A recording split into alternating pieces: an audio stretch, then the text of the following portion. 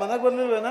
ಇಲ್ಲ ರೀ ಪಾಪ ಹಗಲು ರಾತ್ರಿ ರಾತ್ರಿ ಆ ವರ್ಕ್ಶಾಪ್ನಲ್ಲಿ ನನ್ನ ಕಂದ ಇನ್ನೂ ಅದೆಷ್ಟು ದಿನ ಕಷ್ಟಪಡ್ಬೇಕಾಗಿದೆಯೋ ಏನು. ನಿಜ ರೇಣುಕ, ರಘುವೀರು ಕಷ್ಟಪಟ್ಟು ವರ್ಕ್ಶಾಪ್ನಲ್ಲಿ ದುಡಿದು ಹಣ ಸಂಪಾದನೆ ಮಾಡಿದ್ರು ಇದ್ರೆ ದಿಲೀಪನ ವಿದ್ಯಾಭ್ಯಾಸ ಅರ್ಧಕ್ಕೆ ನಿಂತೋಗ್ತಾ ಇತ್ತು. ತನ್ನಣ್ಣನ ಶಿಕ್ಷಣಕ್ಕಾಗಿ ಹಗಲು ರಾತ್ರಿ ದುಡಿಯೋ ರಘುವೀರು ನಿಜವಾಗ್ಲೂ ದಿಲೀಪನಿಗೆ ಆದರ್ಶ ಬಂಧುವಾಗಿದ್ದಾನೆ ಕಣೆ.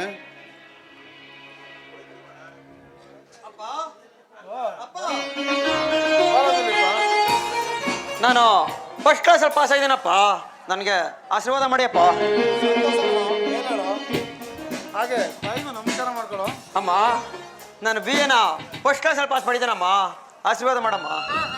ಆ ಭಗವಂತ ನೀವು ಒಳ್ಳೇದು ಮಾಡಿ ಅಂತೂ ನಿನ್ನ ತಂದೆ ಆಸೆ ನೆರವೇರ್ತಪ್ಪ. ಶಕು ಶಕೀಲ,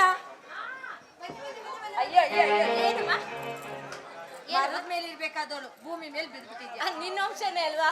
ಅಯ್ಯೋ ನೋಡು, ನಿಮ್ಮಣ್ಣ ಪಾಸ್ ಆಗಿ ಬಂದಿದ್ದಾನೆ. ಹೋಗಿ ದೇವರಿಗೆ ತುಪ್ಪ ದೀಪ ಹಚ್ಚಮ್ಮ.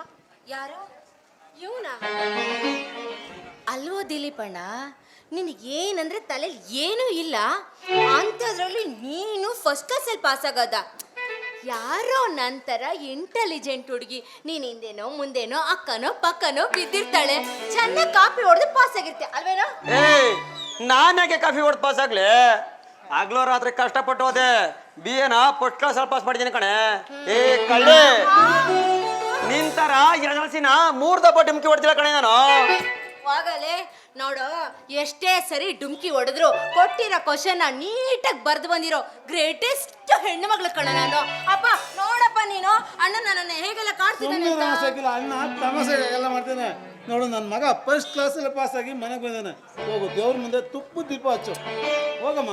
ಎಲ್ರಿಗೂ ಒಂದು ಮಾತು ಹೇಳ್ತೀನಿ, ಫೇಲ್ ಆಗಿ ಮನೇಲಿ ಮಾತ್ರ ಇರಬೇಡಿ. ಪಾಸ್ ಆಗಿ ಆಗಿ ಅವರೇ ಓದ್ಸಕ್ಕಾಗಲ್ಲ ಅನ್ನೋಷ್ಟು ಓದ್ಬಿಡಿ, ಇಲ್ಲಾಂದ್ರೆ ನಂತರ ಪಾತ್ರೆ ಬೆಳಿಗ್ಗೆ ಅಡುಗೆ ಮಾಡಿ ಮನೆ ಕೆಲಸದವಳು ಆಗ್ಬಿಟ್ಟಿರ್ತೀರ. ಅಮ್ಮ, ನಾನು ಏನು ಅಂದಿಲ್ಲಮ್ಮ, ಹೆಣ್ಮಕ್ಳು ಮನೆ ಕೆಲಸ ಕಲಿಬೇಕು, ತುಂಬ ಒಳ್ಳೇದು ಅಂತ ಹೇಳ್ಕೊತಾ ಇದ್ದು ನನಗೆ ತುಪ್ಪ ದೀಪ ಹಚ್ಬೇಕಲ್ವಾ? ನನ್ಗೆ ಗೊತ್ತು ದೊಡ್ಡ ತದ್ಲೆ ಅಂತ. ಈ ಮನೆಗೆ ದೊಡ್ಡ ಮಂಗ ಅಂದ್ರೆ ನೀನೇನೆ. ನಮ್ಮ ಅಮ್ಮನಿಗಿಂತನೂ ಸರಿ ಸರಿ, ತುಪ್ಪ ದೀಪ ತಾನೆ. ಹೋಗೆ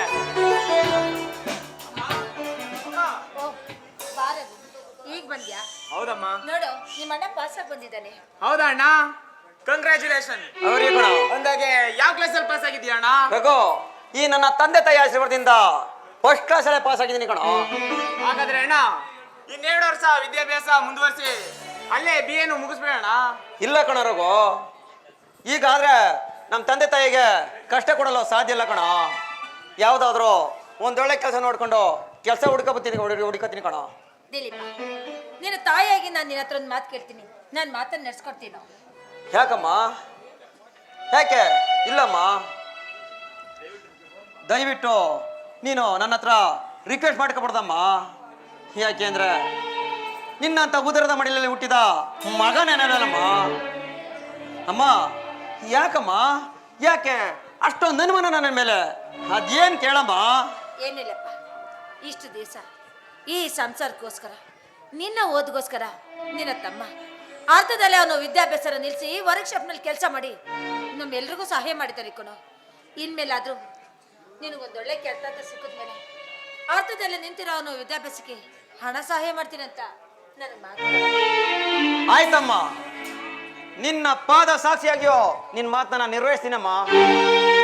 ಈ ಮಾತು ಸತ್ಯ ತಾನೇ? ಸತ್ಯನಮ್ಮ. ಸುಮ್ಮನೆ ಯಾಕೆ ಅಂತ ಪೀಡಿಸ್ತೀಯ? ನನ್ನ ಮಗ ನೋಡು, ನನ್ನ ಮಗನ ತನ್ನ ಬೆನ್ನಿಗೆ ಬಿದ್ದಿದ್ದಾನು, ಈತ ನಮ್ಗಿಂತ ಹೆಚ್ಚಾಗಿ ನಿರ್ವಹಿಸ್ತಿದ್ದಾನೆ. ಮೇಲೆ ತುತ್ತು ಕೂಳಿನ ಜೀವಿಗಳದ ನಮ್ಗೇಕೆ ಬೇಕು ಇಲ್ಲದ ಕಾರುಬಾರು? ನೀವು ಸ್ವಲ್ಪ ಬಾಯಿ ಮುಚ್ಕೊಂಡು ಸುಮ್ಮನಿರ್ಬಾರ್ದೆ. ಹಾಗಲ್ಲ ರೀ, ಮುದ್ದಾದ 3 ಮಕ್ಳನ್ನ ಪಡ್ತಿದ್ವಿ. ನನ್ನ ಗಂಡು ಮಕ್ಳು ಚೆನ್ನಾಗಿ ಓದಿ ಒಳ್ಳೆ ಕೆಲಸ ಸೇರ್ಬೇಕು, ನನ್ನ ಮಗಳು ಒಳ್ಳೆ ಮನೆ ಸೊಸೆ ಆಗ್ಬೇಕು ಅಂತ ಬಯಸೋದು ತಪ್ಪೇನ್ರಿ? ಬಯಸೋದು ತಪ್ಪಲ್ಲ ಕಣೆ, ಆ ದೇವರ ದಯೆಯಿಂದ ಎಲ್ಲ ಒಳ್ಳೇದೇ ಆಗುತ್ತೆ. ನೀನು ಸ್ವಲ್ಪ ಬಾಯಿ ಮುಚ್ಕೊಂಡು ಸುಮ್ಮನಿರು. ಶಕು, ಶಕಿಲ, ಬಾರ ಇಲ್ಲಿ. ನಮ್ಮ ಅಣ್ಣವ್ರ ಮದುವೆ ಆದ್ಮೇಲೆ ಈ ನನ್ನ ಪುಟ್ಟ ತಂಗಿ ಮದ್ವೆನ ಗ್ರ್ಯಾಂಡ್ ಆಗಿ ಮಾಡ್ಬೇಕು. ನನ್ನ ಮದ್ವೆನಾ? ನಂಗೆ ಮದ್ವೆ ಅಂದ್ರೇನೆ ನಾಚಿಕೆ. ನಾಚಿಕೆ ನೋಡು, ನಾಚಿಕೆ ಕಳ್ಳಿ. ಏ ರಘು, ಅವಳೇ ಕರೆಯಾಗಿಸ್ತೀಯಾ? ಬಾಯಿ ಮುಚ್ಕೊಂಡು ಸುಮ್ಮನಿರೋ.